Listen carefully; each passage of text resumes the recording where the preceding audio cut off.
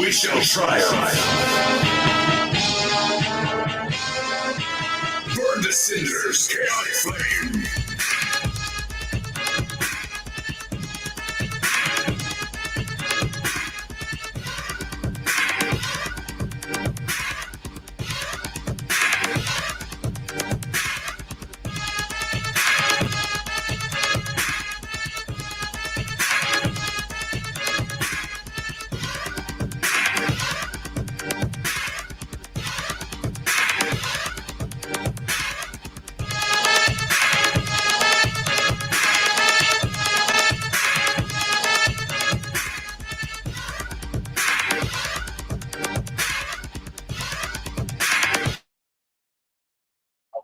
All right.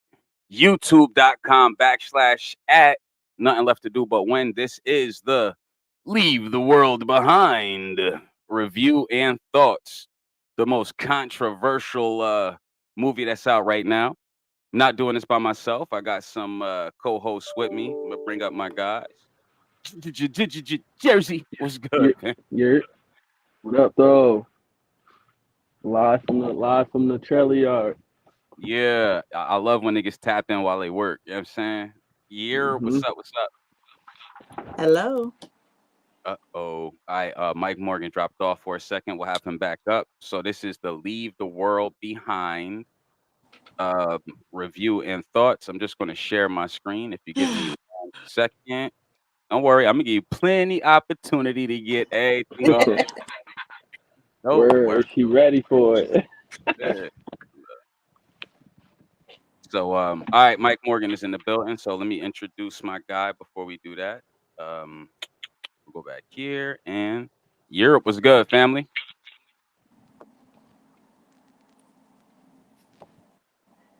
All right, the Zen Master will tap in when he is ready.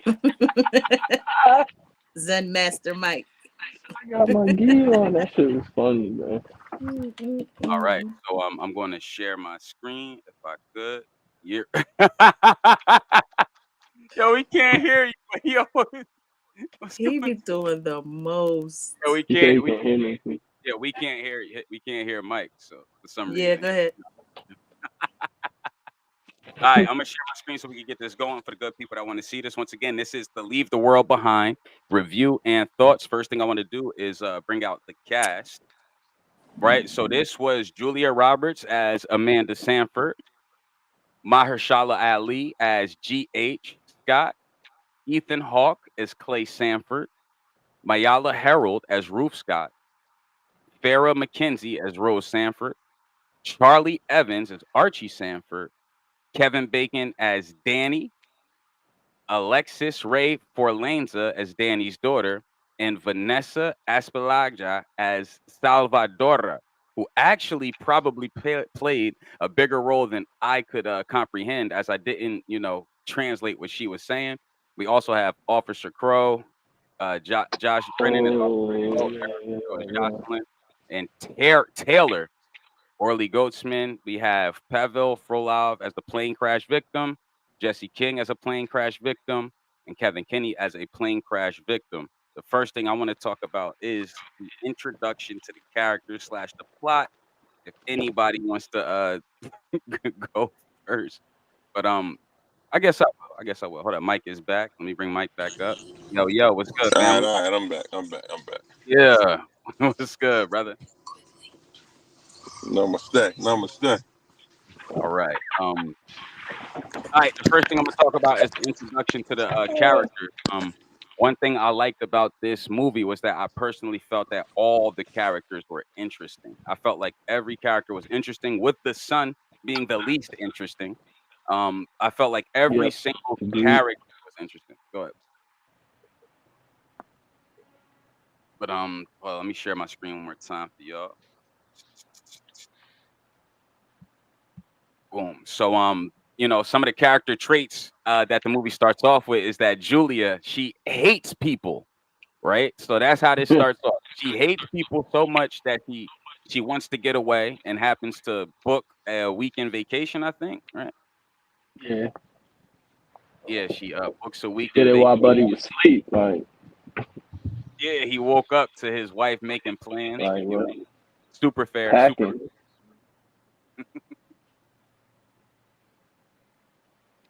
Once they get there, one of the first initial conflicts is that there is a boat that what is it? What was it? An oil tanker, I It was think. an oil tanker. The Yeah. oil tanker. Yeah. Y'all got any thoughts on the oil tanker scene at all? That shit was I crazy. I thought it was weird that they all sat there and watched it. Like that thing That's what I was was gonna literally say. coming in slow as all get out, and they just all sat there watching it. Up until the Why very not? point it was gonna hit the shore. Like that's not weird at all. And now that it's right here, now we should run. yeah. I think that was At kind of last second. metaphorical too. If you think about Mm. it, what did she say? No, it was Clay. I think he said, "Well, it's got to stop. It's gonna slow down." They saw it a long time ago, and it's kind of Yeah. like it was being foretold. Like you see it coming, but you're like, nah, it's not gonna. It's That's not the gonna whole. be a thing. I feel like that's the whole point of the movie too, which is crazy. Yeah. The whole movie, everything was going on because Buddy said what they were saying. Oh, when she told that story, but I mean, we have to begin it right now. Guess we could wait. When she was telling mom the story when they was in the bed, she was about the what to do in the lake or whatever.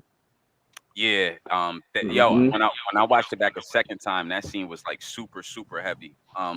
So yeah, so Mhm. after the oil tanker washes up, they go to the house, and if I'm not mistaken, somewhere throughout the night, is that when GH is introduced into the story? GH and Ruth? Mm-hmm.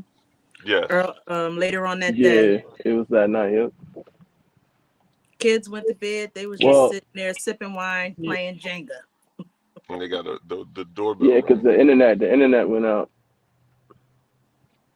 Oh yeah, Remember, well, it was like the internet. He was like, "Oh, the game." He was like, "Yeah, the TV not on either," because I was about to watch the Yeah. game. But then that's when the Jenga and everything popped out.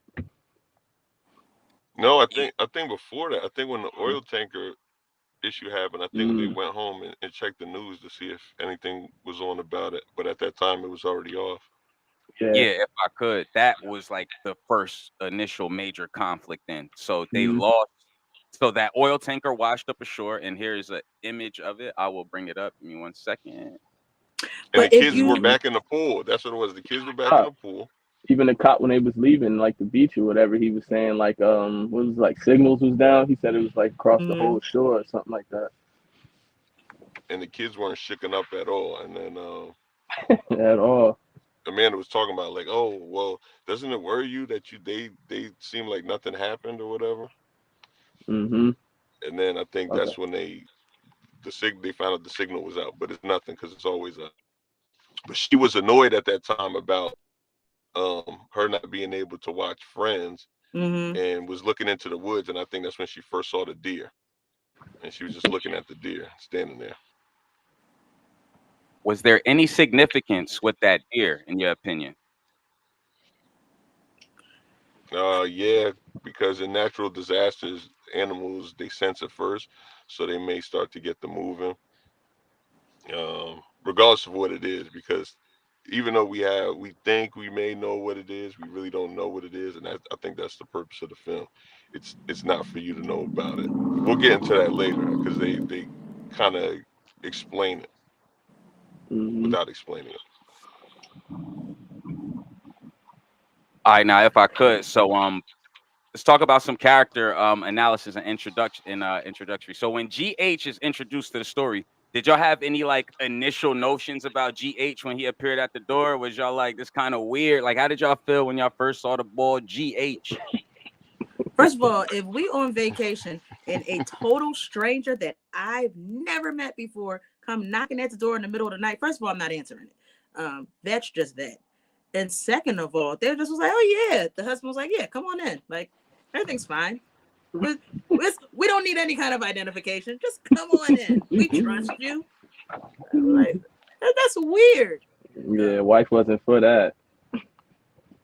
Cause me, I think absolutely not. I'm sorry. I'm sorry. When he You gonna just have to didn't figure it have out. anything, he said, "Oh, I left it in my coat. I think I left it in my coat in the show or whatever." I said, "That's suspect. That's super duper suspect." That's what I'm saying. It That's just seemed a like that's what they shame. were trying to Good like night. introduce him as. This Good was like night. suspect as hell. That's what it seemed like. Like that, their whole introduction was on some like creepy kind of like y'all suspect. Like, oh, you just so happen to leave your tickets, or you just so happen to not have no identification. You saying it's your house? Couldn't But That's too remember many it. just so Like, happens for me. Like it. That's too many. It just so now, happened. Absolutely did he not. say what did he say his job was? Because I think I misheard. I thought he was saying that he was like part of the orchestra, and then it's like, or was he going to see the ooh, orchestra? Did Which he? one was it? He said he was going to I see it, remember but his when all he initials. really Okay. said that I remember is he just kept saying my clients, my clients. I don't ever remember hearing him say specifically what he did. I know he Hmm. said he moved money for one of his clients, but I don't ever remember specifically hearing him say, "This is what I do." No, he did. He did Yeah, say what it was. I just can't remember. He said he that does. first time, yeah, it Yeah. What the fuck? Uh, was like contractors. I forget how he said it. It's like the way he said it, it just sound like on some like sus. Like, No, it was but kind I of what you knew. do, suspect man? because he said something about the symphony, and then he lost his key there, and then she kind of caught him in like a lie, or she caught him entangled in like a small untruth.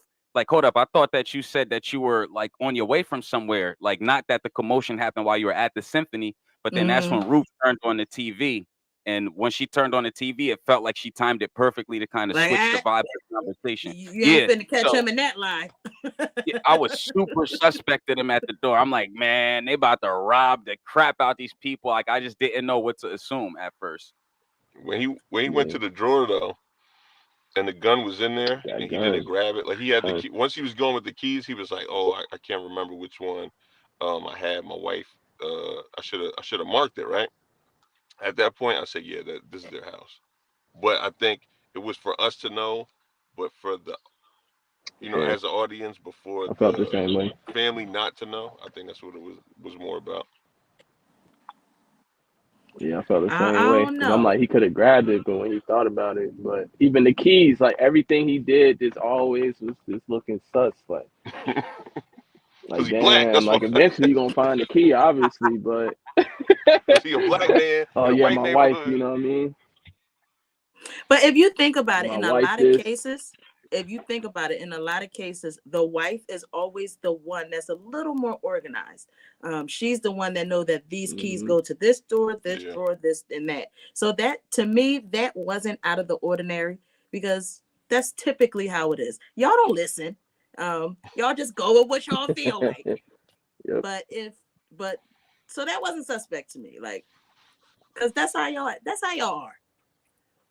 All right, Y'all if don't our know if it wasn't for us, y'all would be lost. Yeah, But that's a just whole kind of other sus on the podcast. terms of like, That's a do whole we other know podcast. that that's their house? Like where you got the keys from? Now you don't know what the keys is. I guess for like Now, the white folk. the thing is, I knew that was the house, right? Once I saw the gun and the money, because he had to know it was there, right? Once he Mm-hmm. opened it though, yeah. Because he could have dipped and left. My thought was, okay, it's his. They own that property, but what is significant about being in this property as opposed to going to the city? I knew that he was lying about being in the city. The reason why he didn't want to go there, he said my knees or something like that. I said, nah, that's bullshit. I said Oh something yeah, significant about him yeah. being here versus him being in the city, and that's what he didn't want to tell her, which we find out later on is the reason why. Mm. yeah, all right. So what about how they? I'm sorry to go out of order, but how did you feel about Julia when they introduced her? Did you? I mean, I feel like they was pretty straightforward with her and her narrative and how she feels. I feel like she was Was it fed up. Amanda? Amanda, I'm sorry, I said Julia, as in Julia Roberts, pardon me, but yeah, Yeah. Amanda. When they first introduced Amanda, you could tell that she wanted to like disconnect from people. Later on in the story, you find out her profession and how it impacted her.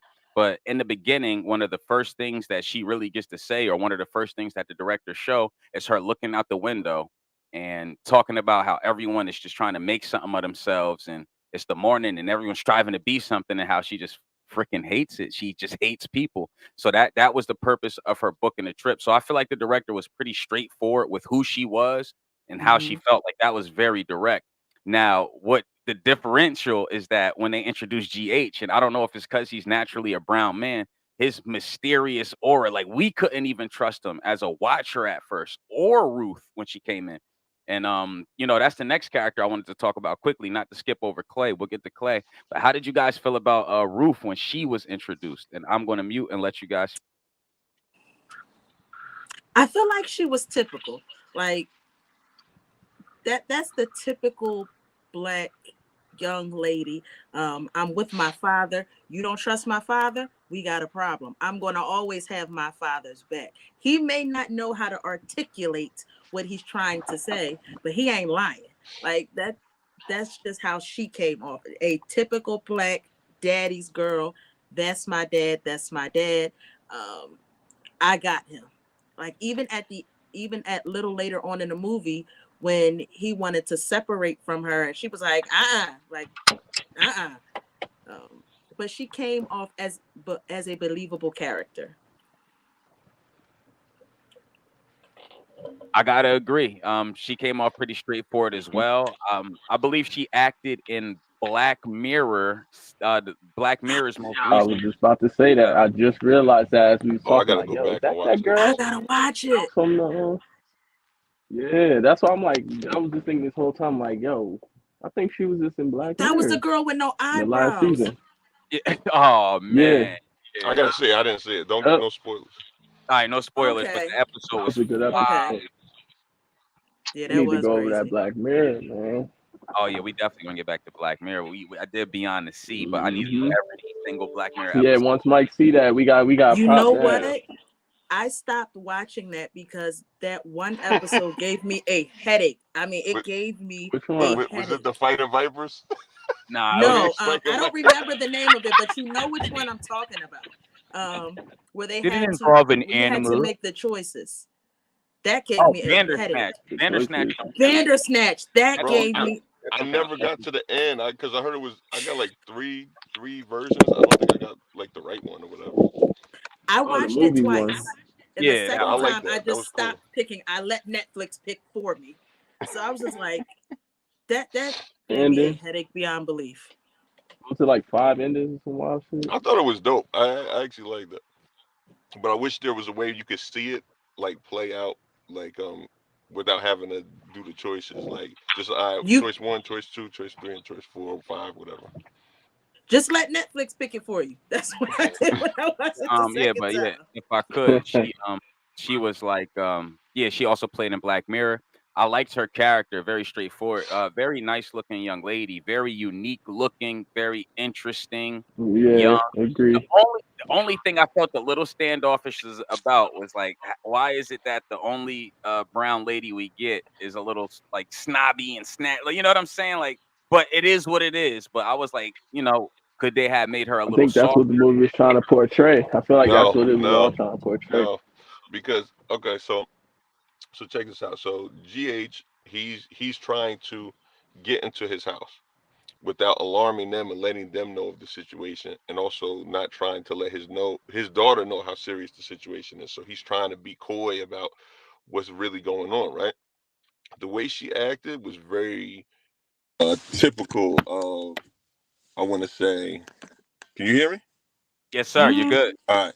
So it's very typical of like somebody in that position. The dad is like, he's an adult. He realized the situation. He's like, these people are in my house, but I want to get them out without alarming them. She's like kind of like a rich kid. It's like, yo, this is my house. I shouldn't have to explain to you why I want to go in my house. You know what I mean? Like, think about y'all got kids. Thinking about your kid. If you guys were going to your summer home, like, we're going to stop at the summer home, and you go over there and somebody's in there, they renting your place, and they being a little bit snippy or rude to you, your kid's gonna be like, come on, man, this is my house. You know what I'm saying? Yeah, Like, you're not gonna tell me. And then on Not top of going it, for they're that. staying in the basement.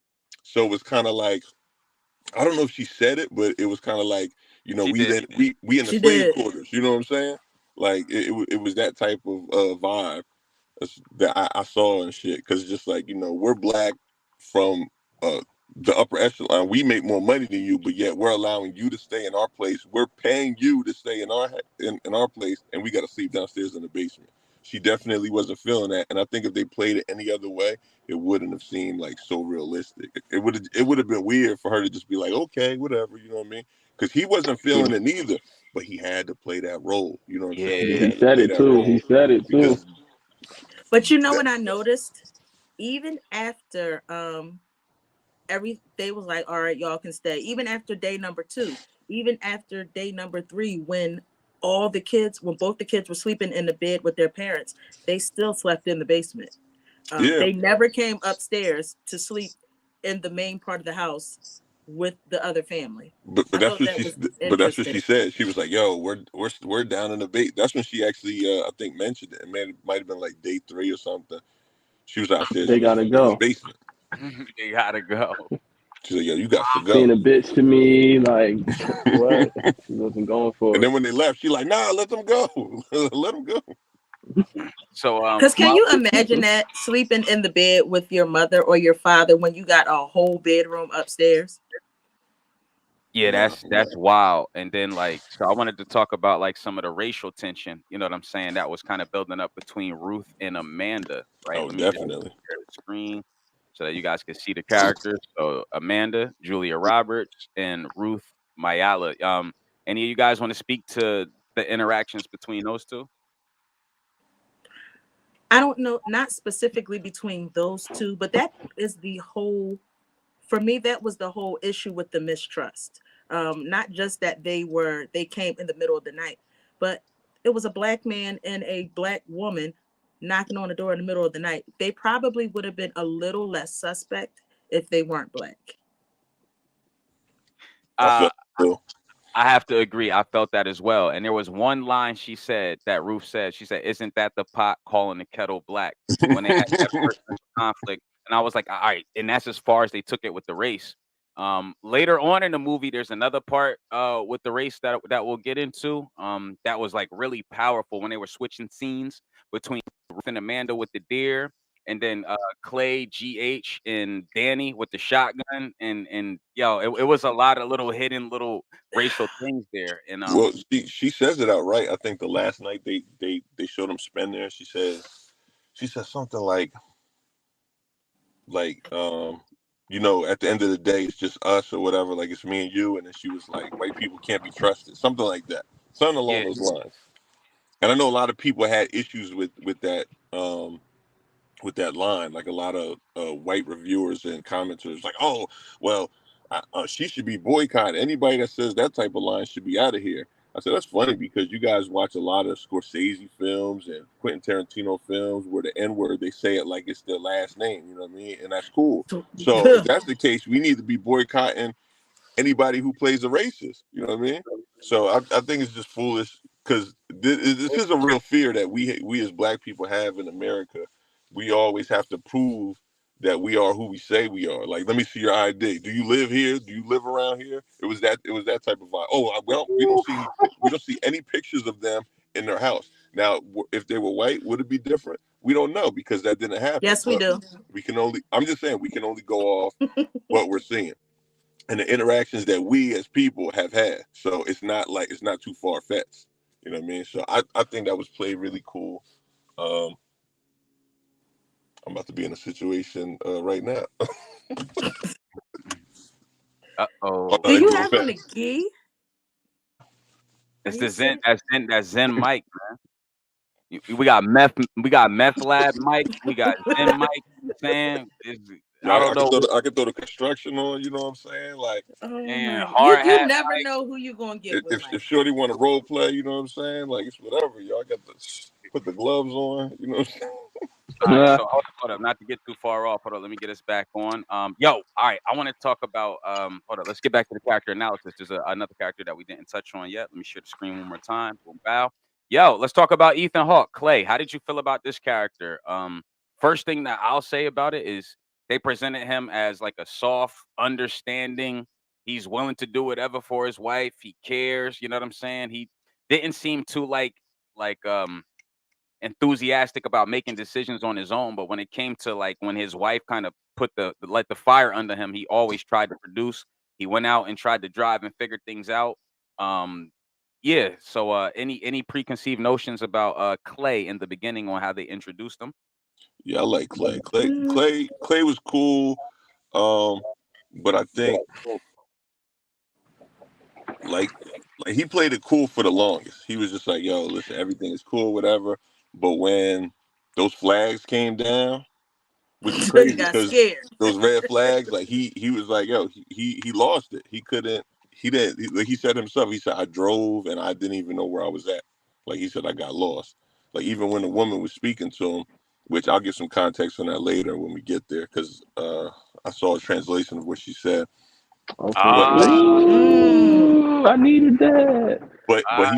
he felt bad about what happened, and he was just like, I think it was weighing on him so much that he was just like, maybe that's why he drove around aimlessly and was like, when he came back, it was kind of like messing with him. But yeah, I think he was chill, man. Him and GH were probably like my two favorite characters, which is funny because initially, like you see them, they don't really have like a conflict between each other because Ever.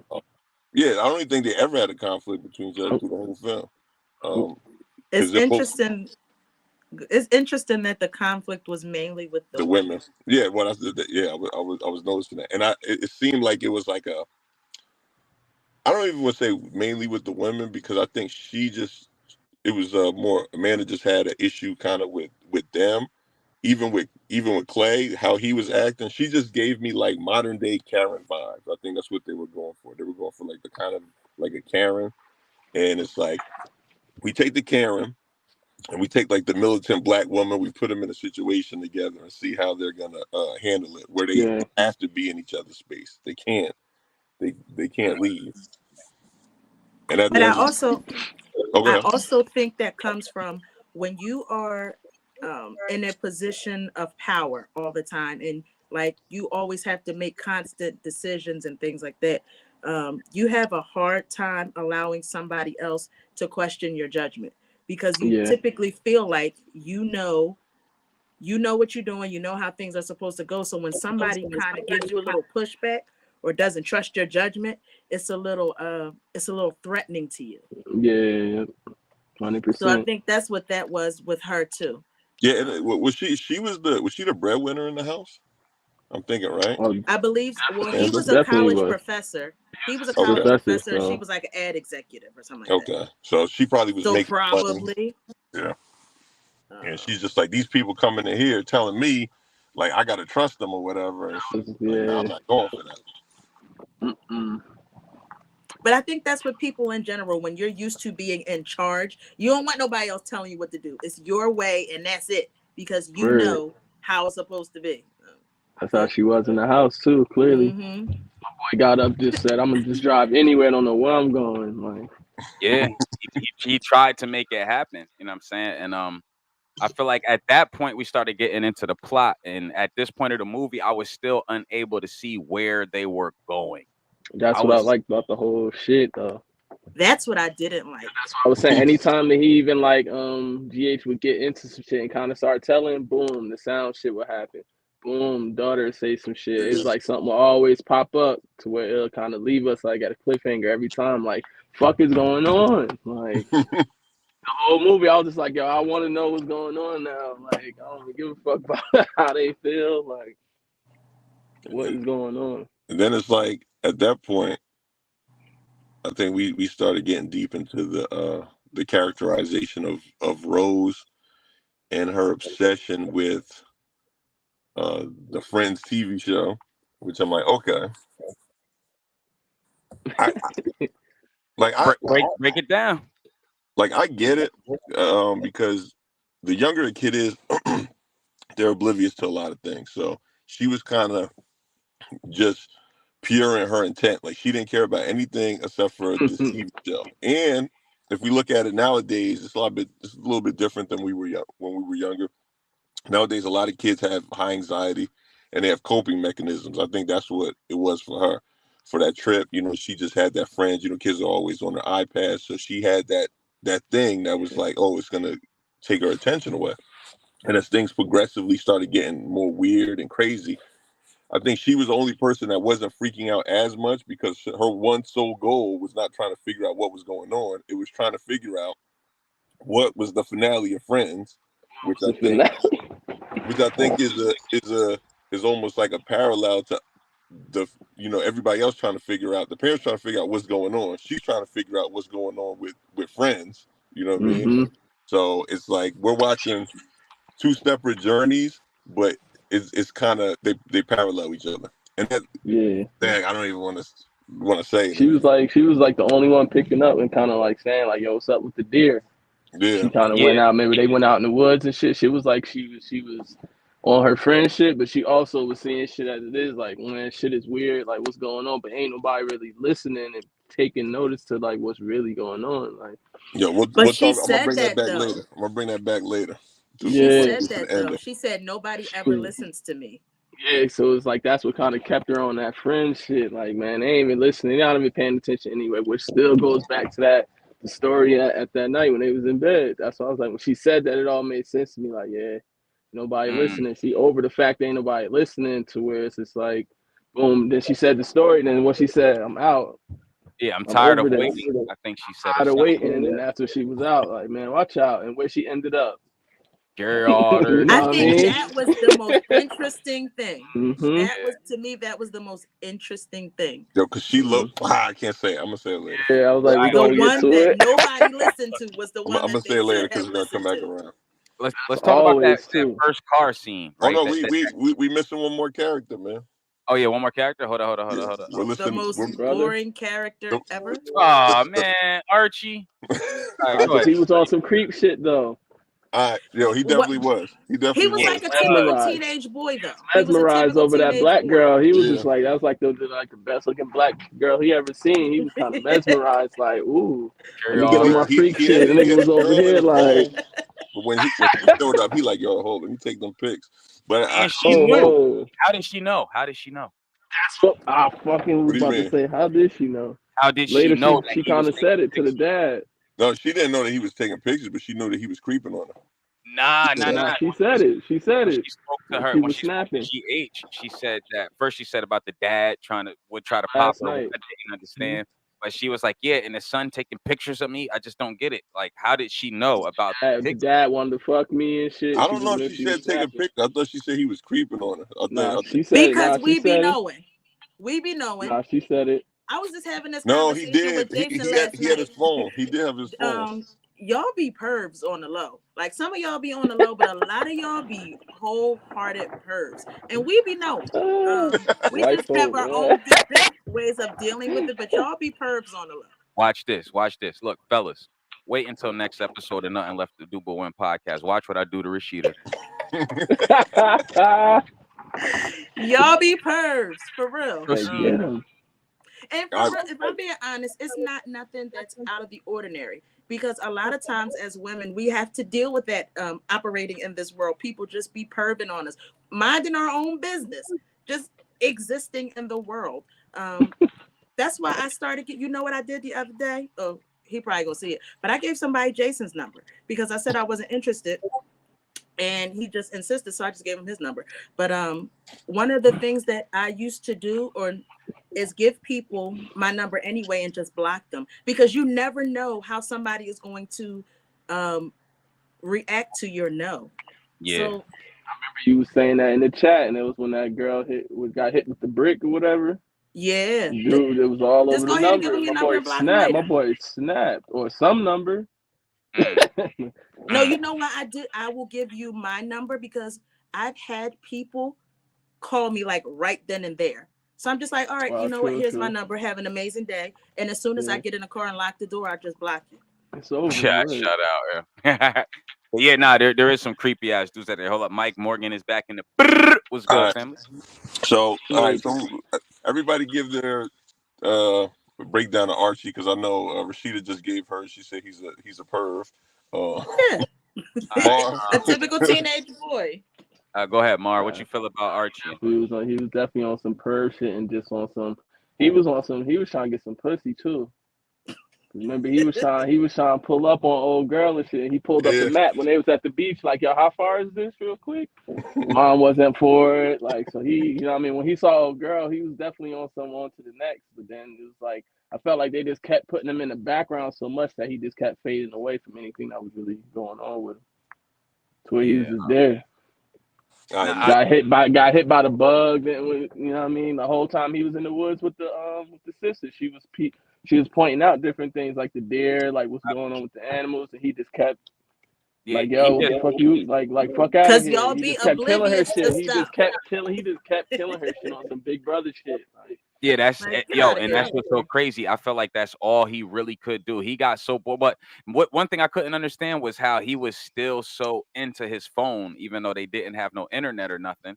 There was that weird scene where he was in the bed. We ain't gonna talk about. You know, and I was really wondering, yo, bro, it irked me that they let that scene rock for so long, bro. Like we get it. They wait, didn't which have one to you show mean? nothing, bro. He was getting that hand motion rocking. Yeah, yeah, I'm saying, and like they didn't have to show that scene for 30 seconds or whatever they did. I'm like, yo, y'all could cut. So Like, we get it. as He far as my zoomed in on a personal girl. opinion on Archie, bro, is He I'd couldn't like to finish see though. him in a different film with a more of a leading role, because I felt like he was the least important character, in my opinion. They tried to make him important. Oh yeah, your teeth are gonna fall out. All right, you ready? Like you're gonna throw up. We're gonna do this important scene, and then you throw up. All right, you ready? Like, you know what I'm saying? It was just weird. Like, You ready? it was crazy. I wasn't really feeling him as a character, and I felt like he was damn near pointless, brother. I'll let Mike take That's it. what I'm If they saying. He would was have just there to taken just be him there. out, the movie would have been it wouldn't have been no different. No, If he would have taken him out. it would have been. And I'm gonna explain why. Kinda, cause like even like the whole wood scene, the sister would have never been. We would have never like seen some of her thoughts of how she felt about certain short. I'm gonna explain why he was the least important character, but also the most important. He was the only person that didn't care about shit. He told his sister, "Why do you care about this show? Blah blah, fuck that, whatever." He's in there trying to get his freak on with old girl. Like, he doesn't care about nothing that's going on, right? To the point where he gets bit by the tick, doesn't tell anybody about the tick, which the ticks came, I would assume, from the deer because of Lyme disease. So he gets sick. He gets sick. Now check this out. He cares least about anything, but he's the most affected by what's going on. His teeth start falling out. He throws up. The whole scene that happened at the end for Danny and Clay and GH, for GH and Clay to have that bond would have never happened had that not happened to Archie. You know what I mean? Yeah. So his oblivience, you know what I mean, just like the whole apathy towards the whole situation, him not paying attention, that actually brought everybody together. So that was the importance of him, which I'm like, it kind of lets you know, like, hey, you got to keep your eyes open, because just because it's like people say this about politics. They said you don't have to care about politics for you to be affected by it. So just because you don't care about something, the people who care about it the least are probably the people who are the most affected by it. So that's what I got from that situation. And also, like, anything in life in general, like when you're not paying attention, where you're just like, all right, whatever, I'm gonna walk in the middle of the street, a car's coming, everybody else is running, and you get hit because you're not paying attention. Like, you don't care about nothing. Damn. All right. Oh wow. Okay. Yeah, that was a way heavy. I might have to watch this bitch a third time. I'm about to watch this right after this. Like, as of in the beginning, like who's your favorite character in a movie? And you don't tell why yet, but like, who's your favorite character? Old boy with the shotgun. Oh, Danny. That was my favorite character. Who you got, Mar? Probably GH. Who you got, Mike? Yo, George, of course, man. He was chill, bro. And it just got me more excited for Blade even more, man. I'm like, yo, I can't wait, bro. I can't wait. For real, yo. They taking way too long. Come on, man. Marvel, get your stuff together, man. Yeah, I'm ready for Blade. I'm ready for that Wolverine game. You know what I'm saying, too. Shit with the actors though definitely affected their shit. Apparently. I'm talking about the Blade movie. What was that shit with like the actors? They wasn't, because he plays he's the new Blade. Who? Yeah, Marshall Ali. What was that shit that was going on in Hollywood and shit? Like, it was the film actor guild strike. Yeah, I think that's what affected a lot of Marvel shit. No, so what's they the say. acronym? What's the acronym for the Field Actors Guild? What's the acronym? Not Screen Actors Guild, SAG. Not Film Actors Guild. He got close. The guild. He But, said the Oh my guild. but no, God. the That's the situation. South Park shit. I'm sorry. The situation with Blade is it was already bad. It was bad from the beginning because they Wow. nobody was watching what was going on, and he told them like he said, listen, there's 2 action scenes in the whole movie, one in the very beginning and one in the end, and he was just like, nah, I'm not going for this. So he has so much like power over that project. He said, listen, I'll step away if y'all don't get a new director and new writer. And Marvel was like, whoa. Wow. They fired the Chill. They director said and they fired the writer. I know what you're talking about Let me now. bring it back. Let me bring it back to the plot. So at this point in the movie, all right, so do y'all want to get to the cars, that first car scene now? I mean, we gonna hit an hour and 20 minutes. So like, what y'all want to do? Like the test. Yeah, the Tesla. Y'all want to get into that Tesla Came scene? first, that or the No. The Spanish lady. So the very beginning Okay, is I got the Spanish lady, and yeah, the Spanish lady happened first, right? I That's think what. that happened. before that. What was the last plot point we hit? We hit the boat. So the boat happened. They came to the house. They let him in. They're staying in the basement. They're upstairs. GH is being vague with everybody, including his daughter, about what's really going on. Even Yeah. though he knows a little bit about And something. it's like he really didn't really know. Yeah, he knew. It's like He knew knew something was going on. He yeah. just didn't know what enough specifically. compared to like somebody who knew nothing, but didn't really know exactly what was going on. And then I think it happened when so after that what happened? Was it a sound that they heard? Yeah, that shit kept going crazy. Or did Yeah. they go outside first? I'm trying to remember what happened. I think didn't Clay go on that ride? I think he went to town or something, right? Is that what happened? He was trying to find out what was going on. He was Okay. trying to go find get a somebody with newspaper. information. All right. Yeah. So Clay gets in the car. Newspaper and all that. Clay That was gets in gonna the give car everything the paper. and he sees this woman, right? So the woman is speaking in Spanish. At first, he's like, "Oh, he's kind of receptive to her," and the longer she starts speaking, he realizes she doesn't understand English, and now he's kind of like thinking about it. I kind of wanted to know what his inner thought was because he didn't really speak about it too much, but it seemed like he was kind of like, "This is another mouth to feed. This is somebody else that I would have to bring into the situation," and he was like, "It's not my problem." And I guess he got fearful and kind of fled. So from what I heard, the interpretation of what she said in Spanish was she said, I've been walking. I got it right here if you want to be got accurate. Yes, sir. It was something about her walking for a long time and something like, can I use your phone? Because she needs to get back to the family. And she also warned him about the military plane dropping the flags. Yeah, Which is so probably why there was no subtitles. Yeah, and that also 2 things about what you just said. So yeah, one, the no subtitles was very interesting to me. And 2, all right, so let's just talk about what she said. She says, "Thank God I found someone. I'm trying to get back to my home. I'm lost. I've been walking for a while. I need to use your phone. You're the first person I've seen all day. We have to get out of here. I just saw a plane that was spraying red gas in the vicinity. I saw some deer, more than 50. They were coming out of the woods. Please, I need to go home, sir. A military plane appeared and fled. There's no one around. Is it a chemical attack?" That is everything that she said. Here's a nice image. That image. One thing I want to say about Clay is that they did a great job at showing that him leaving was 1,000% against his character.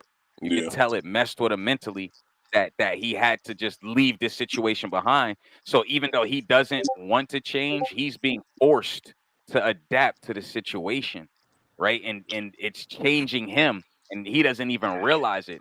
I feel like any other time he would have been helpful or he would assist. Like he's a professor. Or he would have tried, but he felt useless, as we find out later. So maybe that's why he didn't help. He might have felt like he had nothing to offer. But if anyone wants to tap in on how they felt about this scene, go ahead. Saying that he had to is a bit of a stretch. You don't ever have to do anything. just like he was lost, so was she. And I understand that he didn't, like, there was a language barrier, but you're literally in the middle of nowhere and there's someone out there asking for help. You didn't have to leave her out there. Like, you didn't have to do that. If nothing else, he could have found his way to the middle of he found his way back home. He could have found his way to the middle of town. He could have literally done anything else other than just leave her standing there in the middle of nowhere by herself. Yeah. I think that was just him being scared as hell. Know what to do. He was super Yeah, scared. it's so good to get a woman's perspective on that scene, because I didn't look at it from the angle of, man and woman. You know what I'm saying? There's so many. That was. I feel like this. A part of it is probably like, okay, so they don't know what they're facing right now. They don't know if it's a chemical attack. They don't know if it's a viral attack. They don't know if it's an outside invading army. She's speaking another language that's foreign to him. He don't know nothing. So he's like, he doesn't know. Then he has to think about, I'm bringing this woman back to the place where I'm staying. We don't know what our level of resources is. Is the water going to get cut off? Do we have enough food to last for however this is going on? Then he's got to think about, my wife is already high strung about the situation. I'm bringing somebody else into the situation. And then it's not even their house. They're at somebody else's house staying there. So now where's this extra person going to stay? This is all the things that's going in his mind. Because initially his idea was, I'm going to help her. If she spoke a little bit of English, he probably would have been like, oh yeah, you could use my phone. But the fact that he would have helped her. If he knew, he had no idea what the fuck. I think then he looking ahead, and then that's when he started seeing the red smoke and shit. Like, bro, that motherfucker started tearing up. He was scared as fuck, like a child. Like I'm out of here. Oh, yeah, that's. I don't deal with ticks, man. I don't like no arachnids. That was RG's entire existence in that 1 10-second scene. Tap your ankle when you step over this log. Thank you. Sit down. He's a catalyst. he's a plot point. He's something to move the plot forward. Okay, yeah, we can say that. So he's like the necessary evil, but like they use basically what a creative boringness. I don't know. I don't even know the word to put around it, man. Like, and it was crazy when his teeth fell out. He was like, "I'm fine." Like, no, you're not fine, bro. He just kept pulling them shits. Like, you would have hit one of them, be like, maybe another, like, ho. Yeah, he kept. Let me not keep pulling. Let me tell you something. If one of my teeth come out, ain't no way I'm about to start pulling another one. Nope. No, thank you. One coming out is enough. The rest of them go ahead to fall out on their own. Because ain't no way I'm about to sit here and be like, it wasn't no struggle, nothing. That shit just said shit. Yeah. So everything, like, yo.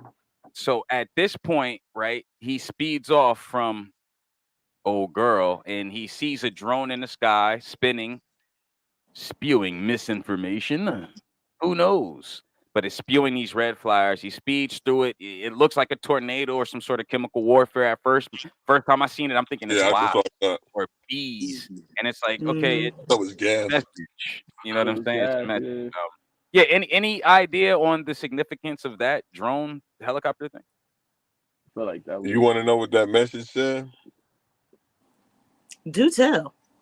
Hell yeah, since it's because the teenage dude, he said, what's his name? I keep getting his name, but he was kind of like, oh, I seen it in the game. And that's kind of what I was getting to. He's just a typical American white teenager, bro. That just so you can look it up. You can look it up while I'm surmising. He on the game and he just trying to see what the shorty's doing. That's it. Pretty much it said something to the effect of we have a weapon and you have to surrender, pretty much. It was a little bit more long and drawn out than that. It was just like, we have a weapon and you have to surrender to us. Like, pretty much that's what it said. Surrender. Like, ooh, it's a surrender, man. We're going to talk about that plane falling out the sky. Yeah, when did that even happen? Where they was at when that happened? He went. That's when he went to go check on his neighbors. I think at the same, around the same time that went to town. Clay went to town, and he went to the neighbor's house, and that's when he used the radio, the satellite phone. He realized he couldn't get any satellite, so he went down and he saw the water in the house. Like, and then he goes down to the beach, and then he sees the plane crash where he finds an arm or whatever. Then he notices the plane crash. Then he sees another one come down, and then that's how we find out why the water is in the house, because I guess the plane's been crashing over there. Didn't tell his daughter right away. He ends up telling Amanda later on, and that's what pissed his daughter off, because the mother was on the flight, and she was like, "Oh, yeah, I didn't even think of that." Wow. She was like, "Do She you was think she's scared. alive? So do you think she's alive?" And she asked him that before. He was like, "Well, her plane probably didn't even go over there." Wow. And then she said, and she says, "Oh, does it feel like she's going?" And then he was like, "What do you mean?" She was like, "Because she feels like she's going." She's like, "To me, she feels like she's going." So we never really get closure on that. Oh, you're Can't reading. get closure on none of it. But I think that is the part. No, I couldn't locate it, and I started to lag, so I couldn't pull it up efficiently. I'm still looking for it though. Y'all but could keep it going. But pretty much that's what it says. So, the daughter, she's pissed off at him because he's keeping those secrets. Amanda, she was mad at him. I think that's when Amanda tells him about the tanker. I think that's when he first found out about.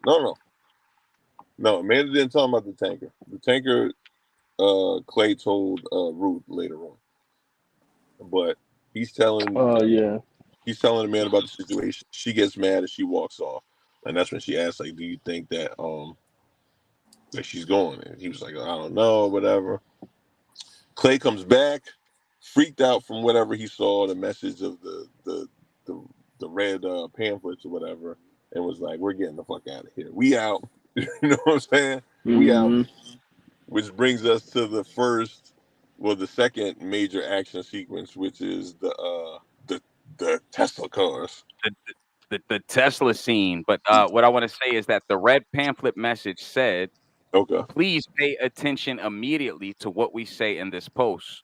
We have the most dangerous and destructive explosives in history. We leave this horrific fact to you to ponder and stress the validity of what we say.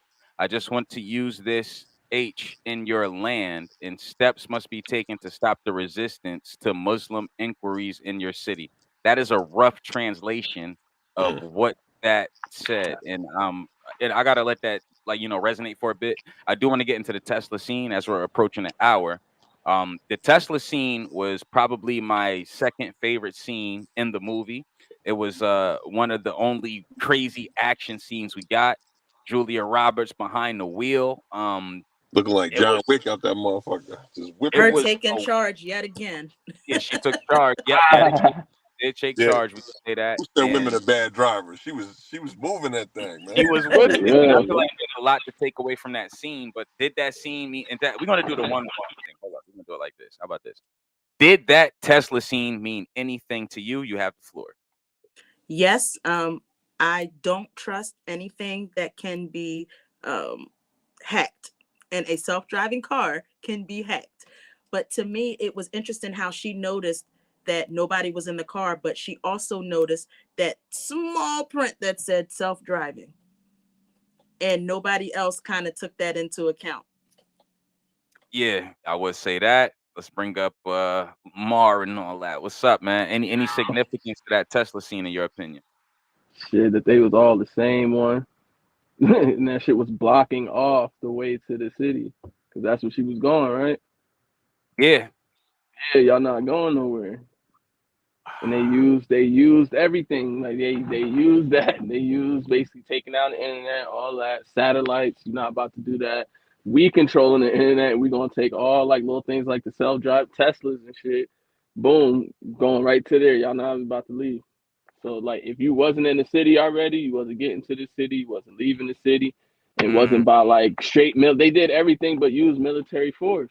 They used everything. Wow. They used everything against us, basically, that we use in basic life. Internet. That internet shit is way deeper than what it is. It's like you were saying, Buddy was still on his phone the whole time, but it's like, what you doing on your phone? Like you ain't got nothing. Girl she couldn't watch her friends. Like you wasn't about to download Netflix. You wasn't about to do none of that. You know what I mean? So then use that basically against them, man. And no, you can't call nobody. Y'all not about to leave the city because they use basically the Teslas to block off the whole shit. and them shits kept coming. So Yo, who knows how far back that shit ended up being. And they was the same Tesla car, same color, same everything. So they clearly hacked, you know what I mean, a whole factory of them shits and just basically using them shits. crazy. Sid, that's even deeper analysis. I'm gonna put a B there to go back for a clip. Let me run Mike Morgan's theory here. Mike Morgan, the Teslas. How you feel, brother? I always had my issues with the Teslas, like Rashida said, and like Mars said, because if say you don't pay your bill, they could just shut you off, man. Like they don't need no repo. You be driving, like, yeah, I'm about to get away. Nah, shut you off right there, and they just come repossess your vehicle at any time. But say the car decides it wants to, there's a malfunction in it, it keeps driving. I think it's happened before. Somebody's brake didn't work. The acceleration of the vehicle kept accelerating. So many crashes happened. Even the self-driven Pizza Hut, it was a self-driven Pizza Hut car. It killed like a pedestrian or something walking across the street. I remember. Was it the Domino's? It was it was Domino's, not Pizza Hut, Domino's. So yeah, the car drove itself and it hit somebody or whatever and killed them. So I think like that scene was kind of just showing people like we put a lot of trust and faith in technology, and to the point where we're giving up too much of our freedoms to technology. So maybe it's a great thing that we have these inventions, but the problem is it depends upon who the wielder is. Because if somebody wants to do evil with something, they could do a lot of evil. If they want to be good with it, they could be good. It's like having a rock in your hand. A rock in my hand could be used to build structures. A rock in somebody else's hand could be used as a deadly weapon. So, and you see gotta y'all look at it. rappers and y'all metaphors, man. You always got some next level fucking metaphor in this motherfucker, bro. Shit, I'm gonna give my own opinion. Appreciate you. I'll bring all y'all back up in a second. Damn, y'all pretty much touched on everything I thought. So being that I don't really have anything different than y'all, what I'm gonna do is present my screen. Let me see, share screen, and I believe we're right here. So look, the film Leave the World Behind uses a screen involving Teslas to depict the cyber attack's impact on transportation and communication. The hackers hacked into the Tesla's auto driving feature, causing them to crash and block the highway as part of the plan to isolate communities. Elon Musk, we're not talking about him right now. Bow, bow, bow. The couple's first thought is to leave their head to New Jersey, stay with their relatives. They find out. All right, that's going into the plot. I guess what I would say is that the only significance I got was that when the scene kind of zoomed out, you could see different colored Teslas, but there were different blocks of different colored Teslas. So after the white ones, there was like a batch of black Teslas. Then there was a batch of red Teslas. Then there was a batch of blue Teslas. My biggest question is, where were these things going? Like, where did they hardwire them to go? Where were they headed? You know what I'm saying? Was there a destination, I guess? And I was kind of wondering what the significance was with the colors. I'm gonna bring you guys back up now. Bow, You bow, have it of bow. the zoom out because if they was meeting at one particular, it wasn't one like it was like a bridge kind of right there to where Yeah, they had there to were meet. bridges. You know, I gotta That's what look I'm at it saying. I again. feel like they went to like meet at that bridge, but going backwards is all the streets and like roadways to get to that one bridge to basically isolate. Yeah, they were trying to block everybody from leaving the city. It wasn't trying to block Yeah, leaving it getting and not into the entering city. and leaving it without using no military. And Yeah, they going were back trying to to And the bottle. end, Well, that's what I took said the from cheapest way to go to war is by doing, you know what I mean? But that's getting into the ending. they were trying to bottleneck everybody in there for that reason. Because it's like they didn't need ground troops. They already At said, all. well, yeah, for pretty much like Lamar said, the ending. Like, so they kind of, it was like the least amount of manpower was needed. They didn't really even have to step foot on American soil Hey, at I all. don't think they did it all. Yeah, never. I don't think they was here. I don't think they was ever here. Planes Internet, falling man. Everything out. that's like you saying with the self-driving, that shit's ran by the internet. You take internet out, bro. That's 80% of the whole infrastructure, bro, of everything. Yeah, And you so know what was so interesting? They, like y'all said, they did all of that with the least amount of manpower. And they didn't do what they did until the very end. The Yeah. That's most chaos was caused without with just losing the Mhm. internet and not being able to Telling you, yup. communicate. That was crazy. That is crazy. Yup. Hey, right now we're at the hour mark, so we gotta proceed. Mike, what happens after we get to the car scene? Which is actually for me about to happen right here. You know what I'm saying? Yeah, I mean, I can't wait to So see after it. so what happens is they split. GH says, "Hey, let's leave," or whatever. I mean, not GH. Clay, after seeing the flags, him and his wife and the family, they're like, "All right, we're out of here." GH wants them to not go because he's saying like, "You probably can't get in the city." Ruth is like, "Let them go. They're in our house. Get their asses out. She's get still ready, off that. She's whatever." still on that. Like, I know she was hot when they came back because I would have been super mad. So they come back. GH welcomes them back in with open arms and so on and so forth. And I think at that point, I think, is that when Archie goes into the woods and gets bit by the tick? It might have happened earlier on. Nah, But the tick happens right before the car scene, as we just saw over here. That's why I got yeah, in the they was in the woods and shit, and then she was like, you know what I mean? It was hundreds of deer like that day in the backyard. Okay, and is that also that scene? Is that also the same scene where she looks into the clearing and she sees like that mansion? Yeah, I was just about to Okay. say that's what she saw. I don't think they show her seeing it, but clearly because that's the same Rose route. saw? Yeah, Rose. I think she Yeah, looked. she saw that man. Remember, she knew. She sees something over there. And she's like, "Oh, Yeah, it no!" was They a do walk. deer. They walk as she's following the deer. That's what it is. She's following the deer, and then it runs past, and that's when she sees like there's houses over there. Even that going back to what that shit she was saying, bro. All the signs that she was getting to go to that house, bro. Oh my god. Get this scene, man. Once again, this is beautiful. I also want to touch on real quick. This was some very, very good camera work and production. The angles that they chose were amazing. You can tell that things were placed in a room in rooms symmetrically. Like every chair you saw at the table was placed at in a certain way.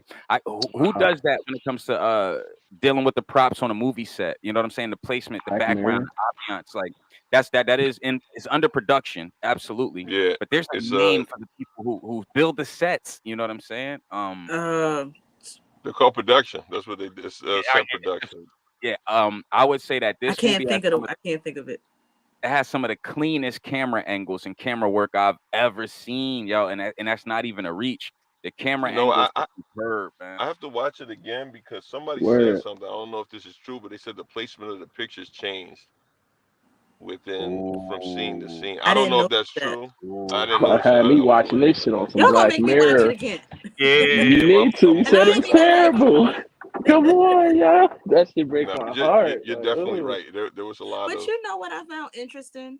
The one who nobody listened to was the one who ended up being cool at the end. Man. That's the one the one that they ignored was the one they would have been better off listening to, because she was the one that was straight. She took the signs, yo.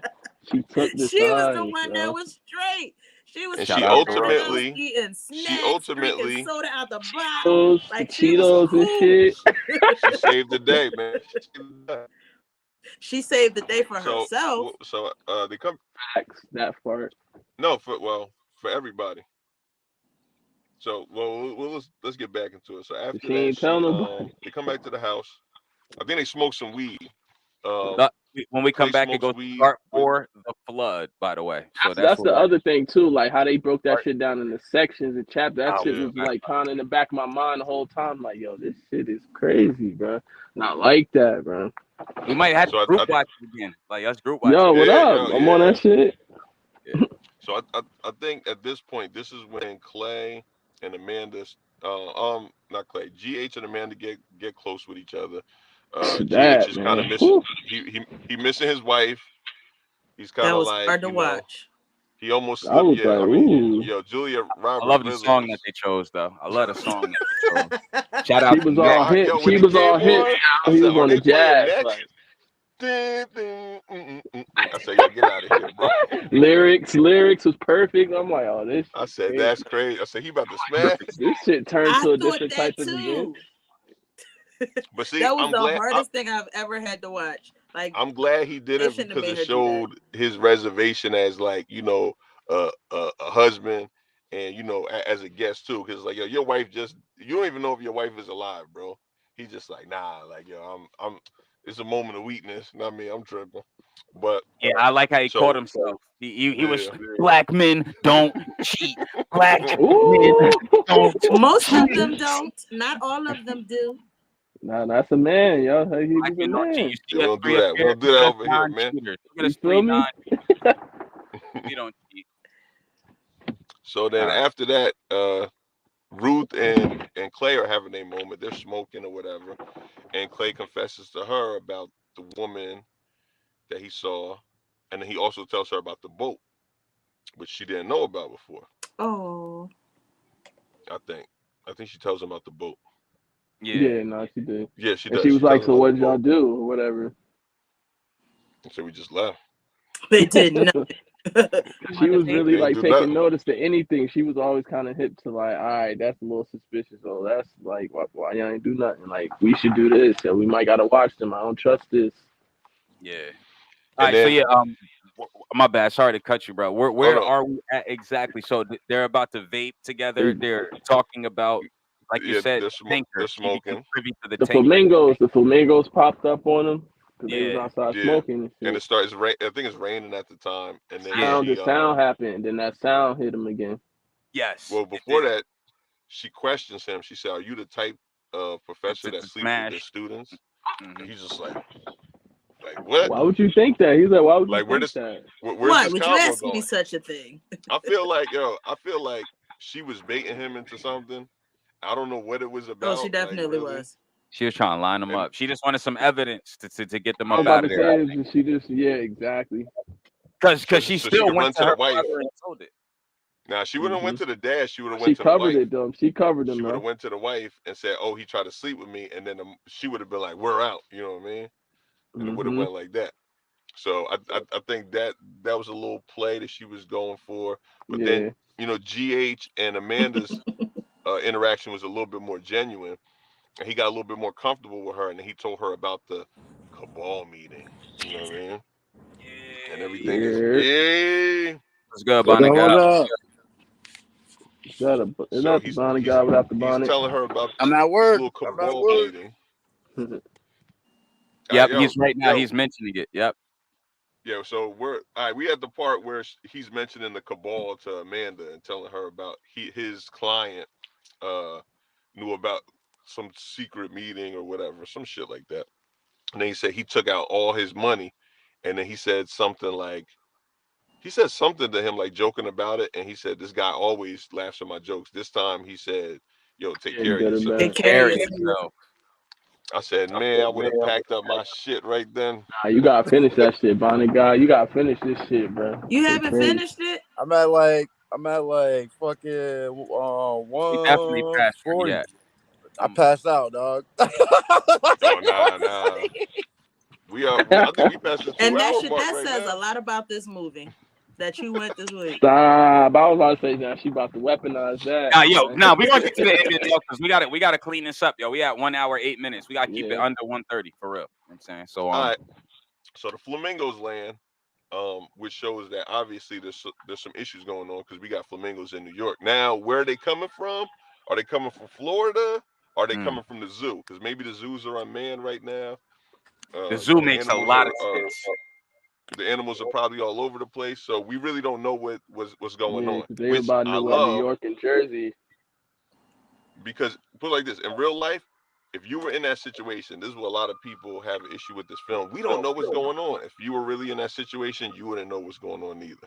Nah, They're for real. telling it from the perspective of somebody in that situation and the paranoia that would go through your mind and you trying to figure out what's going on. The only part that like GH was probably the closest person to it. And even that's believable because you could be that close, but they're not going to tell you anything. But And I that's like what that he part. I ended like up that saying, part. that nobody knows for real. Nobody controls the shit for real. That part was Because heavy too. why Deep, would bro. me knowing all these government secrets tell Yeah. you like, yeah, bro, they're about to do this and this, and you're not going to operate like that. You're not gonna operate like that You don't because even it's still trust that this operating my under house. a code. Like Yeah, you still don't believe it's my house at this point. yeah. No, what I'm saying is, no. What I'm saying is the guy who his client would Yeah. never tell him what's really going Yeah. on. He would say it He just never like that. He did. would It say, would be mass yo, hysteria. good luck. He would say, yo, good Yeah. luck, bro. Take care of yourself. He said You he know was what I a mean? Just like defense that. something. I forget what he said his job to do was and shit. He He said was he a worked in defense defense. contractor or something. But even Yeah. though like you Military. said, they would never tell us because it would be mass hysteria. Yep. Yeah, for real. Because you tell one person, it's just gonna spread like wildfire. It's over. You tell me that's about to happen, I'm calling my mom, my sister, anybody else And that I every- know, check it and out. we're gonna get this shit Telephone, together. tell a Check friend. it It out. wasn't This is why Independence phase one Day. was How they wasn't everything, Independence Day, bro. Yeah. But he called his moms and shit like, mama. Yeah, but this And is why phase one of everything was isolation. You know what I'm saying? Yeah. That's why it was Down so the park. important to isolate everyone. So now you're not Internet down. that. They took the So internet we gotta down get before they into that even did overall anything. kind of premise of how this could apply to anything that we're living right now. Like you guys all said, this movie showed that we are heavily reliant on these communications and these cell phones and the internet, right? Internet and satellites. Yeah, and Clay even said in this movie, and this was the heaviest line in the movie, he said, I am a useless man without my cell phone and GPS. Yeah. Where are we right now in society when you can say that I am a useless man without my cell phone and GPS? Crazy. Yo, And you it's know why super that's true. interesting too? Because he was an older man. So you come from a generation where you didn't have GPS and you didn't have the internet. So why do you feel like you're a useless man? Because you are too reliant on it. Yeah, we become too reliant, bro. I didn't get a cell phone until I was like 28. I was just living free. What? Yo, you couldn't find me. I was a nomad. You had to see. I had to that walk was down to it. Sterling to go find Mike. Yeah, that was it. If I wasn't home, if I went to New York or like whenever I disappeared, I was just out. Like, damn, yo, where he went and shit. But so getting back to that plot point, I think we have the flood the next day. That's when they have the conversation where she's like, the dream about the man drowning or something like that. Yeah. Mark, how did it go? I'm trying to remember. Like a story. It was a story or something. She said, son, the man was when they were in the bed. Oh, because the lights went out. You talking about little Rose. Yeah, Rose. Yeah, what was her name? So, Rose. Yeah. So the lights go out after the flood. It starts flooding. You see the flamingos. All the lights go out. So now they got the candlelight, right? So GH and Ruth are downstairs. The family is upstairs, all in the bed together. All in the Rose bed. All of them. Yeah, Rose is telling the mother about. I can't remember the story. That part I can't remember. She's like, it was a man that lived at the river. The pilot. Oh yes, lowered, and the God. man told him Yes, he isn't God. going anywhere. After that, the man drowns in the flood. And so he goes up to heaven, but he's really angry at God. Mad and he at tells God him, and shit. I pray didn't you to save me? every day. I thought you loved me. Why didn't you save me? And God says, I sent you a radio report, a rowboat, and a helicopter. What more do you want? Oh, that's the whole movie. That's the whole movie, bro. Now check this out. Now check this now out. she So says, I'm tired of waiting. I'm tired of waiting. But she's focused on that TV show. She's not really speaking about the whole situation, which is crazy. But check this out. That's wild. She just want to find out the ending. Yeah. But she's a kid too. She's a kid, so she's kind of oblivious to everything else. So this is when it was at the same time. She know it was over. It's my last chance. Like, oh no, I saw that crib. Well, no, she didn't really know because they lied to her. They never told her anything. The only kid that knew anything was Ruth. Ruth was the only person that knew anything. So then at that point in the morning, Archie gets to throwing up. His teeth starts falling out. He's throwing up. They're like, he's sick. We need to take him somewhere. Clay and GH get in the car. They're gonna go take him to Danny's house. They're looking for Rose. They don't know where Rose is at. She disappeared. But like she said, nobody pays attention to her anyway. That's how they didn't know that she was gone, because they were never paying attention to her. She left. Archie and Archie to go see Danny. Danny comes out. He's like, "What's up, man?" He's like, "Yo, it's George. I'm your man's, bro. And I'm your man's." He this said, "Not and no My more, this, man was like, nigga. in my go opinion, over there by your car. this Not no is more, like nigga." the beginning of the best parts of the movie for me is when Danny True. is introduced and we get some understanding of not only how they'll have to adapt, but of how they'll have to adapt, I'll say. But yeah, I'll let you guys continue. Beginning of the movie was the only time you saw him, and he was packing up. He was racking up on shit. He was prepared. He was privy. Yeah, he was prepared. But ain't But nothing you know what happened else? at that point, too. But you which know is what else? crazy. It didn't have to happen because he was already prepared. Yeah, I was He just about knew to of say the that. Yeah, he was a possibility of survivalist or some something. shit like that. So he was Because he like, knew him. no. He said he was a survivalist. So he was He knew watching that there was what was a going on. possibility of something He going mentioned to that happen. his buddies told him about the shit that happened in Cali or some shit in San Diego. Yeah, he said he had a was Cowboys hit. He hat, was right? hit. And he was like, yeah. Yeah, Cowboys hat, yeah. he was So already at hit. that point, you know, they had He a like, decision nah. to make. He let him know, listen, you step off my porch, I gotta take care of my family, bro. Yeah, he's sick, but I don't know what that is. It could be a virus, it could be anything. Me getting close Bringing to him, I that could shit up bring in that. here. You about to Yeah. bring it So up he in like, here, nah. like. He said, what he told him, We he good said, over he here. said, step Y'all off the on your porch. own. He He said said, you "Get back only to your could come car." back for conversations. But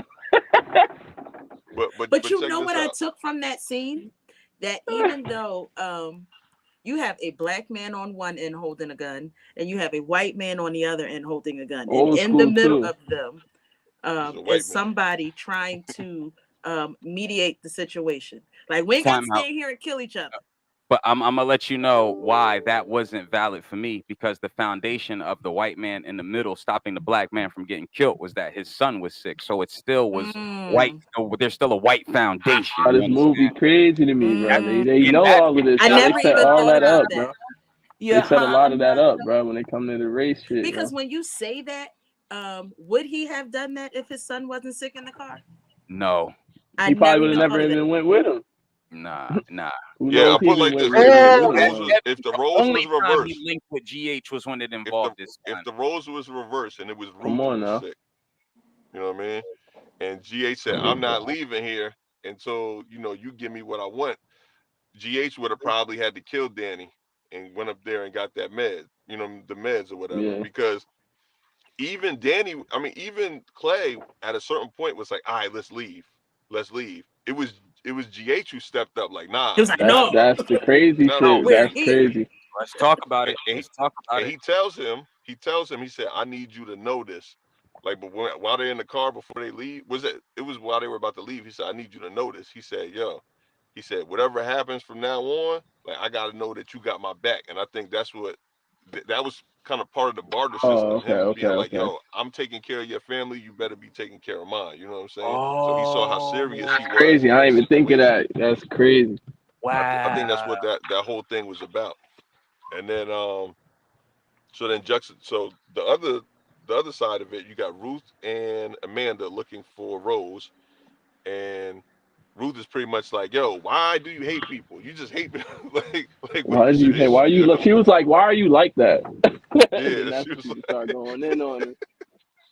and She it's said true. that's It was going to get like, us killed.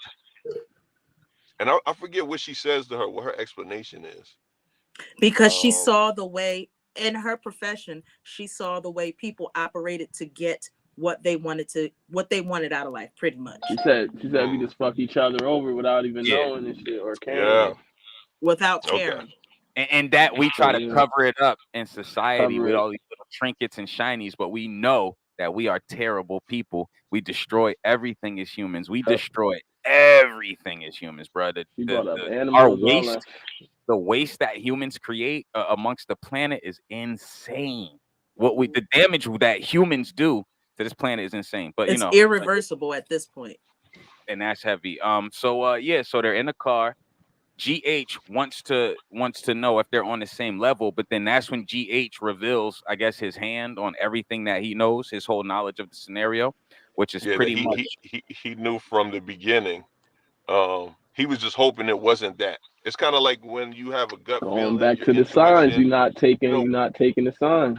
We got 10 minutes left, by the way. 10 minutes max. You know how women have women's intuition. They're like, "I know you're cheating and shit," but niggas Yeah. be like, "Hell no, I'm not." But niggas be cheating and shit. You know what I'm saying? You be like, "Damn, how did she know? How did she know?" How did she know? it's kind of like that, you know what I mean? But it was like he knew the information in pieces, but he was just like he doesn't Yeah. really know the reasoning behind. Like he doesn't know the master plan, but he knows the 3-step plan, and he was just like, it was Oh yeah, that's what what was he it? was about. Confusion? No, isolation, confusion, and then we would just end up killing each other. And that's what he was trying to tell Clay, like, hey, I'm not about to. We got to be together. We got to stand together. And even Danny at the end realized, like, you know what? You right, yo. I fuck with you. You know what I'm saying? You as my man's. I was tripping because of everything that was going on. Because that's part of it. The Yeah. isolation causes psychological trauma. And then we go back to Ruth and Amanda. They're still beefing or whatever. Yeah. Ruth almost gets scared by a deer. Where Amanda, like the whole family's there. Amanda's just like she runs over there to go protect her or whatever. Trying to get the deer out. Me personally, I would have hopped in that fucking shed. I don't know what the fuck they thought they was doing, screaming Yo, at the deer word. and shit. It I'm worked. like, yo, I thought that shit definitely was gonna stab both of them. I said they're fucking dead, man. They're Yeah, the fucking big dead. honcho motherfucking deer popped up on him This too. thing was Like, man, what huge, up? bro. Like, oh, yo, no way Shit in was hell. crazy. But So you know what I they, think? You know what I think about going back to the car scene? He knew the 3 parts, but he was just hoping that it wasn't true. yeah, Because I Yeah, think that that's was what we think as people. We can know something is, we can 100% know what's happening, but we just don't want it to be true. worst case So we scenario. operate as if it's and not happening. that's why I keep bringing up that story she told, because I feel like that was like the basis of everything that was going. That was the whole movie. Like even going to what he said, I gave you a radio signal, I gave you this, I gave you a chopper, and then you drowned, and now you mad at me. Yeah, God and shit. He said, I gave you all the signals. Like, I gave all the signals, and y'all motherfuckers is not taking it. That's going back from the beginning of the movie all the way through. It's so many things that kept happening. Motherfuckers still just kept trying to sit there and make dinner and sip on wine. Yeah. And motherfucking sounds taking you out. Once that sound shit start popping, bro, I'm like, all right, nah, yo, we got to figure some shit out, bro. We're going to have to hike it. We're going to have to do something, It's like, bro. We what- get into the city or something, bro. They That sound ignored shit the is another one level. person That that was knew another what was level. going on, that understood that she may not have known exactly what was going on, but she knew something wasn't right, and they just Yeah. didn't listen to her. And at the end, she the only one that was cool. Yeah. The only one. All right, so That's check it out. crazy, So at bro. this point, you know what I'm saying, we are approaching 1 hour 30. I got to keep it at 1:30 today. You know what I'm saying? As a hard stop, we're at 1:22. So we got to get into the ending / final thoughts. I got to let Rashida go first here. You know what I'm saying? Ending / final thoughts. I said what I said. First of all, I think maybe I should go back and rewatch it, but I still think the way the movie ended was trash. I still think as a whole that the movie was trash. But the thing that I took from it the most is be careful to who you ignore. Because the one that they ignored the most was the one who was sitting in the bunker cool while everybody else was still in a state of panic. Yeah, I mean, hey, crystal clear, and that's heavy. And you're absolutely right. The one person that they didn't listen to had the most insight and knew what was going on. You know what I'm saying? She knew that no one else was listening. She went by herself. And if her brother was would have like- respected her, she would have took her brother. But the brother would disrespected her the whole entire movie. His teeth fell out. She was eating ice cream and gummy bears at the end. You know what I'm saying? That's what happened. You know what I'm saying? Facts. All right, let me bring somebody else for their ending and / final thoughts. Like, Your thoughts on the ending, brother. The most controversial part of the movie. You got the floor, bro. shit, just the fact that she was just there. She ain't even, well, I mean, obviously she ain't tell nobody, but you know what I mean, nobody was gonna listen to her anyway. And she was living life, like she was living her best life at the end. Like she was fucking fat as hell, eating all kind of snacks. Went up, she broke into their shit. Like she ain't give a fuck no more at that point. She broke in their shit with a rock, took the bike from the shed. She used the little resources she needed to go to this crib, broke in their shit, lived their best life, and then found the bunker, bro. That but old boy was telling them about that. This is the family he was telling them that if anything, y'all might want to go over there. Going back to the story of not taking the clues and taking the hints and taking little shit that you know, even though it was probably be hard to believe, buddy. But I mean, ain't nothing to really believe because he was like, yeah, I should just go to that crib, the Thorns, what they call the Thorns. Yeah, I mean, go to their crib. They got the bunker. Who the only one who went? Just like who she was saying. Yeah, yeah, Old she girl was the only one who, even though she ain't hear that, but she saw it, went over there. Now they got the bunker. Now she, at the far as I could tell, she the only one who lived. If it, let's just say everything blew up, because everything was blowing up at the end. Who the only one who lived? She in the wow. bunker. She watching Friends. She Movie. fat. She opened it up like they got life. They got the little plants in there. They got the hella food, water, DVD player, bro, with the TV and the bunkers. She good. She the only one who ended up being good, bro. Word. I appreciate the insight and bring Mike Morgan up. You know what I'm saying? Your final thoughts. You got the floor, brother. Final thoughts. I just got a mirror like Black everybody. I got a mirror like everybody else said. Rose, that story that she said, you know, God sent signs, and she literally followed the signs. The deer is what brought her to that house because she was following the deer into the woods. The deer went to that passing. She saw the deer. She walked up and saw the house. So the next day, what she do when everybody wasn't paying attention? She got up, went over there, got into the house. Now she goes downstairs in the basement. After finishing eating up all the food and tearing up their kitchen, she goes downstairs in the basement, sees Friends, pops it in, and presses play. Now, the whole movie, she was trying to watch the ending of this film, right? I mean, the ending of the series. Like I said before, there's a juxtaposition between the characters in the film and the characters in Friends. There's 6 main characters in the film. There's 6 main characters in Friends, and at the end, what I say, it says, "I never told you like who." The song goes, "Whoever told you life was gonna be this way." You know what I mean? And then it fades to black, and it's like, "I'll be there for you." Like that's the song. So it's like, oh, okay. I see. Like it's all about us. When things start to disseminate, we have to, you know, be there for each other. Because Rose, what was it? GH was there for Archie and Clay. Amanda was there for Ruth, you know what I mean? And Rose, she was just like, listen, I'm gonna lead the way. She found the bunker before anybody else. And Crazy. it is confirmed that they did survive. So from my understanding, if you watch the ending of the film, when she goes downstairs, I guess whoever had this thing had like uh like some type of access to like a hard line or something. It said Washington D.C. is being attacked right now, so we know it's not happening from within the United States. I think everything was bottlenecked. They probably used the Teslas on every major city, bottled everybody in so they couldn't the thing.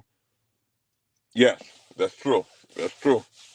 She was so focused while everybody else was trying to figure out everything else. She was on her task. So while all the cities were getting bottlenecked in, I think they just started dropping bombs and hitting everybody because nobody could leave. And you know, Damn. she was in the bunker. Yeah, pretty much. Like she was in the bunker. They did confirm that they survived. So she probably came back later and was like, "Hey, I found a place. I watched Friends or whatever." She probably didn't even come back like that. She probably was so nonchalant, like, "Yeah, I just finished watching Friends." Like, wait, where the fuck is you watching Friends at? Oh, this house over here. Like The bunker. so, technically, Rose saved everybody's life because even put like this, even had they never found a bunker, had they just stayed where they were at, they only had probably a limited supply of food or wherever they had. Downstairs, it was almost every resource they needed. They had plants, Water, they had water, they had entertainment. and Jemima pancakes and all that. You know what I mean? They would have been good. I mean, you grow your own food. Really, all you need is vegetables anyway, and then eventually you'll start growing other shit. You know what I'm saying? But until something happens. So for the time being, she did end up saving the family because she was the only person that actually saw the signs instead of ignoring the signs. GH, as much as I liked him as a character, he was ignoring the signs because everything that was telling him this is gonna happen, he ignored it and said it's not gonna happen. I hope it's not gonna happen. You can't hope it's not gonna happen.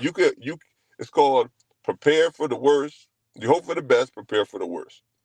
But he was hoping for the best and still moving like the best was gonna happen.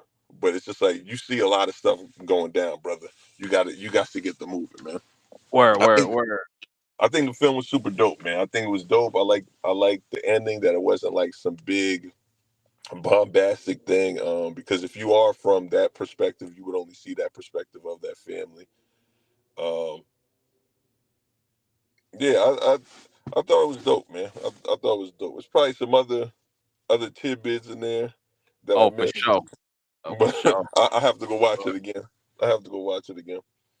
All right, word. Appreciate the insight, man. And I'm down to group watch this again. I guess, in my opinion, right, and which is dope is that I haven't heard nobody else, with my take on the ending, but I haven't really been looking into many other people's takes on the ending. So my take on the ending is, let me see if I could just show y'all. Let me show y'all. In my opinion, this was the final scene of the movie right here. This was the ending, guys. Right here. Let me take the banner off.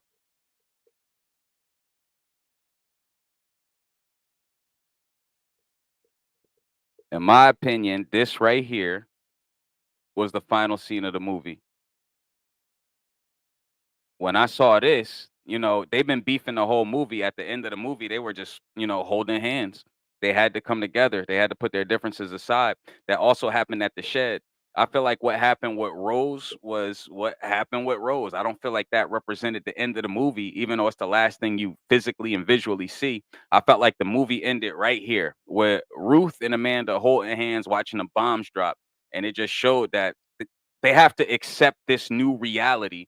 They gotta hold hands. You know what I'm saying? And even when even when Amanda got in front of Ruth and protected her from the deer, it showed everyone forcefully adapting to coming together. Y'all no longer have this technology. Y'all no longer have the capability of even being safe without each other. You know what I'm saying? You need each other. Y'all got to hold each other down. World's going to shit.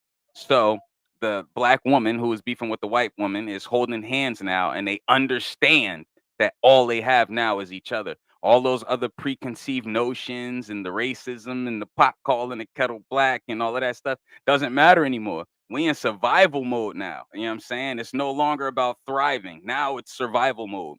And the last thing that I'll personally say, because I ramble a lot, is I really liked GH's role in this film, yo.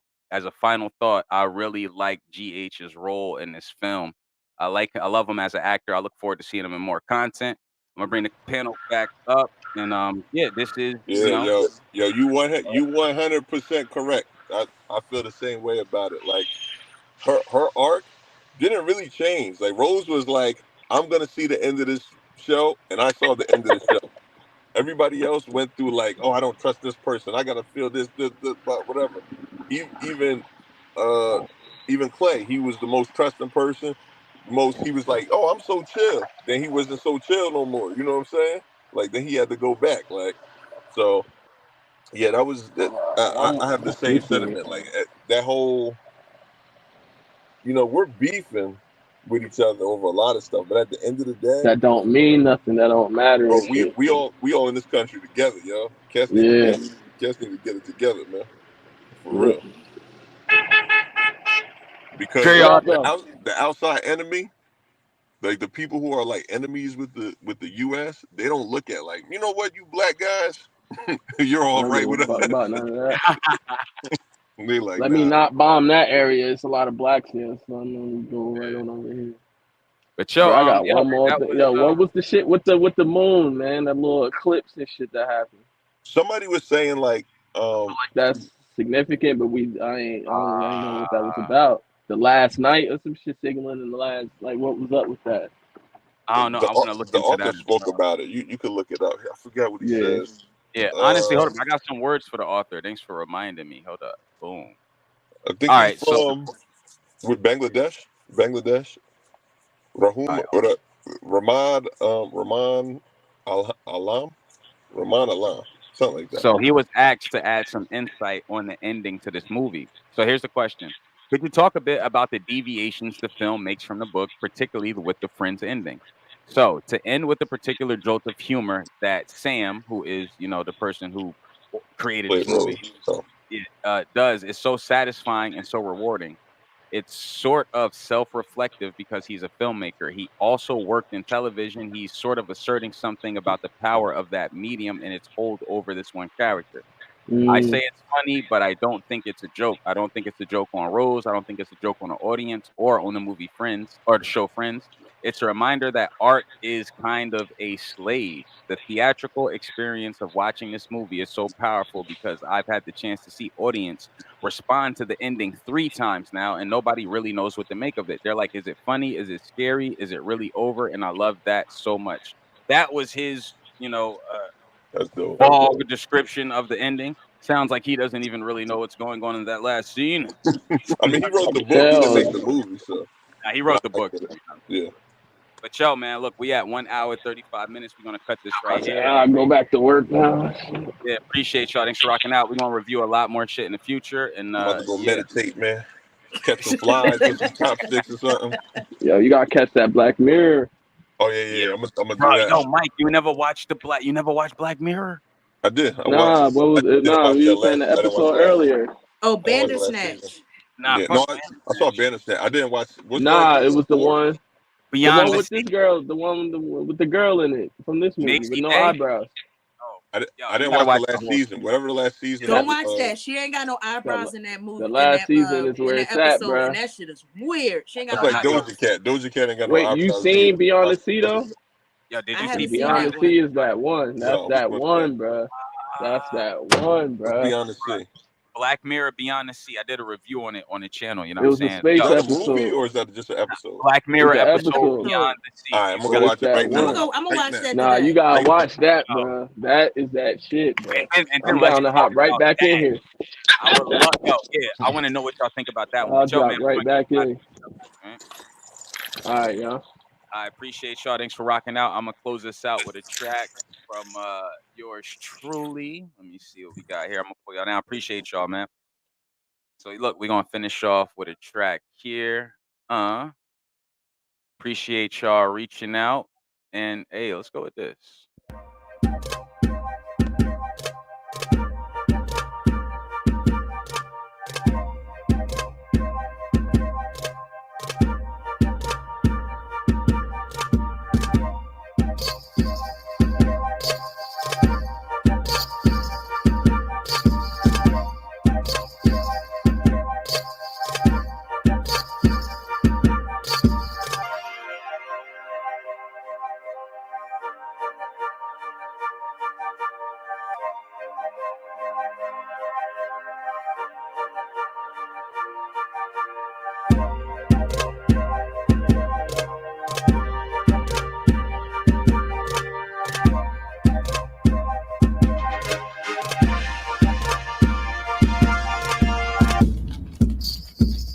Right, that'll be $2.65. Ain't the same sandwich. What are you talking about? Ain't the same sandwich. This was bigger. Same fucking sandwich. Yes, this shit was bigger. Same goddamn sandwich, right? You take your fucking fish head hands and you make my sandwich bigger too, alright? Go outside and chill, man. Take a walk and go to another store. What? Get the fuck out of the store. What? Get the fuck out of the store! Man, fuck you, ain't going fucking nowhere!